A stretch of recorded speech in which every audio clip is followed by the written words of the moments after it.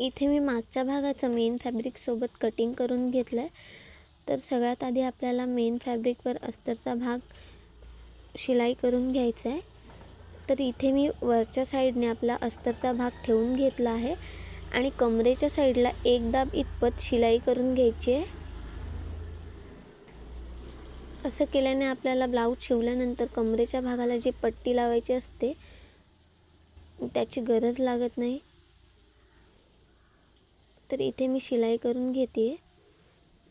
त्यानंतर आपल्याला ह्यावर एक दाबटीप देऊन घ्यायची आहे. दाबटीप दिल्यामुळे आपल्याला गळा पलटवायला इझी जातो.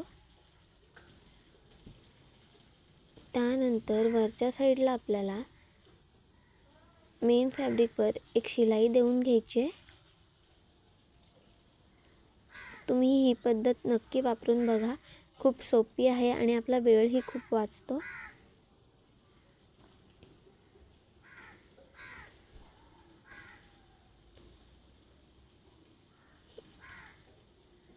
टीप दिल्यानंतर आपण जो आपला अस्तरचा भाग कापला आहे त्याला आपल्याला मेन फॅब्रिक अटॅच करून घ्यायचं आहे. तर मेन फॅब्रिकवर शिलाई करत असताना आपल्याला हाताच्या तळव्याने कापड व्यवस्थित सरकवून घ्यायचं आहे, जेणेकरून कुठेही चून येणार नाही. तर इथे मी व्यवस्थित आपल्या मागच्या भागाला अस्तर जोडून घेतलं आहे. तर ते कटिंग करून इथे मी आपला मागचा भाग तयार करून घेतला आहे. तर आपण जो पॅटर्न तयार करणार आहोत तो आपल्याला किती मापाचा घ्यायचा आहे याच्यासाठी मी इथे आपला मागचा भाग हा मोजून घेते आहे.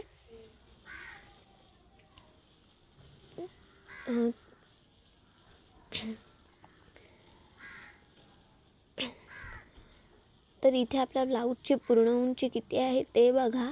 आपल्याला पॅटर्न कुठंपर्यंत तयार करायचं आहे ते बघा आणि आपल्याला गळ्याची खोली बघायची आहे. तर मी आता इथे 12 इंचापर्यंत आपला पॅटर्न तयार करून घेणार आहे. ब्लाऊजची उंची 14 इंच आहे आणि माझी गळ्याची खोली ही 10 इंच आहे. तर इथे मी हा कॅनव्हास घेतला आहे. त्यावर आपण 12 इंचापर्यंत पॅटर्न तयार करून घेणार आहोत. म्हणून इथे मी 12ला मार्क करून घेते. इथे आपला हा बॉक्स तयार आहे. तर सगळ्यात आधी आपण तो कटिंग करून घेतला. त्यानंतर इथे मी आपल्या शोल्डरचं माप टाकलं आहे 2.25 इंचावर आणि खालच्या साईडला 3 इंच घेऊन एक बॉक्स तयार करून घेतला आहे. त्यावर तुम्हाला पाहिजे तर तुम्ही आकार देऊन घ्या.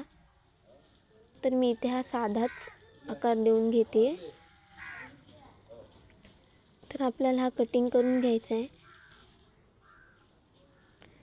तर मी हे शोल्डरचा आणि आपल्या गळ्याचा मार्क करत असताना माझ्याकडून व्हिडिओ हा बंदच राहिला. तर इथे मी कटिंग करून घेते. खूप सोपं आहे. अतिशय सावकाश कटिंग करून घ्या.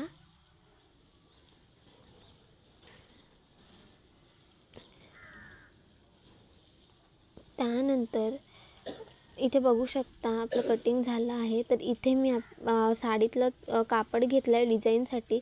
तुम्हीही वेगळं कापड घ्या, त्यामुळे आपली डिझाईन ही खूप छान दिसते. तर त्यावर आपल्याला हे कॅनव्हासची पट्टी ठेवून घ्यायची आहे आणि 1 इंच इतपत कापड सोडून आपल्याला दोन्ही साईडने कटिंग करून घ्यायचं आहे. तर इथे आपल्याला जो आपण कापड घेतला आहे त्याच्या खालच्या साईडवर आपल्याला कॅनव्हासची पट्टी ठेवायची आहे आणि कॅनव्हासची पट्टी ठेवत असताना एक गोष्ट लक्षात घ्या की त्याची जी चमकणारी बाजू असते त्यावर हीट दिली की ती कापडाला चिटकते. म्हणून ती बाजू खालच्या साईडला ठेवून इथे मी इस्त्री करून घेतलं आहे आणि 1 इंच इतपत बाजूला मार्जिन ठेवून कटिंग करून घेतलं आहे.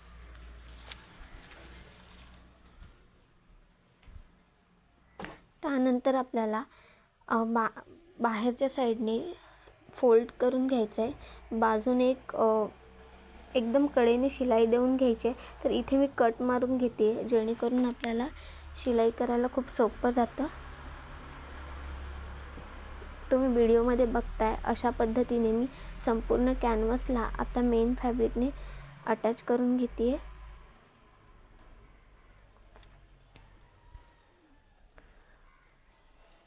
तर ही खूप सोपी पद्धत आहे. तुम्हाला नवीन शिकत असाल तरीही तुमच्या लगेच लक्षात येईल. व्हिडिओ आवडत असेल तर नक्की लाईक करा. तर इथे मी आपल्या संपूर्ण भागाला शिलाई करून घेतली आहे.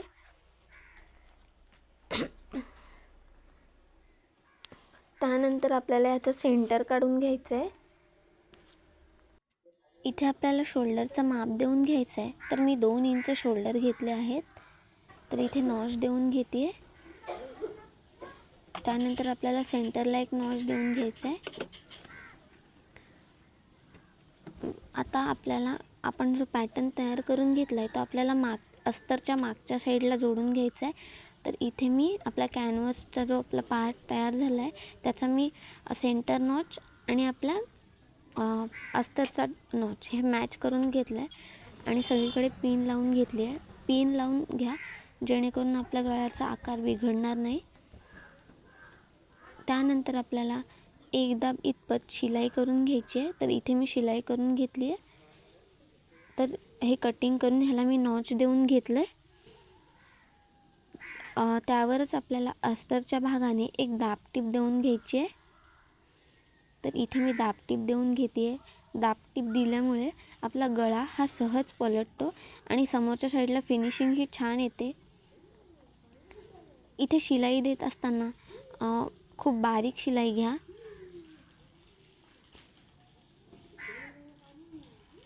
त्यानंतर आपल्याला आपल्या मेन फॅब्रिकवर वरच्या साईडला गळा पलटून घ्यायचा आहे. सहज पलटतो कारण आपण जी दाबटीप दिली होती त्यामुळे गळा पलटायला त्रास होत नाही, लगेच सहज पलटून जातो. तर एकदम कडेने मी शिलाई देऊन घेते अशा पद्धतीने. तर इथे आपली शिलाई झाली आहे. संपूर्ण भागाला शिलाई देऊन घेतली आहे. आता इथे मी लेस लावून घेते आहे. माझ्याकडे गोल्डन होती म्हणून मी गोल्डन लेस लावते आहे. तुम्ही कोणतीही लेस लावा तुमच्या आवडीप्रमाणे.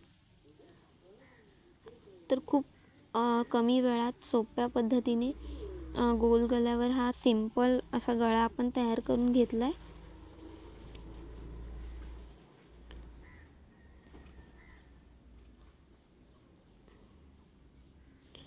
अगदी 10 ते 15 मिनिटात आपला गळा तयार होऊन जातो. व्हिडिओ आवडला असेल तर लाईक करा, शेअर करा आणि सबस्क्राईब करा.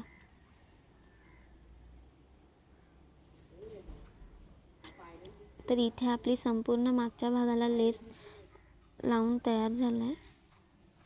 तर इथे आपला बॅक पॅटर्न तयार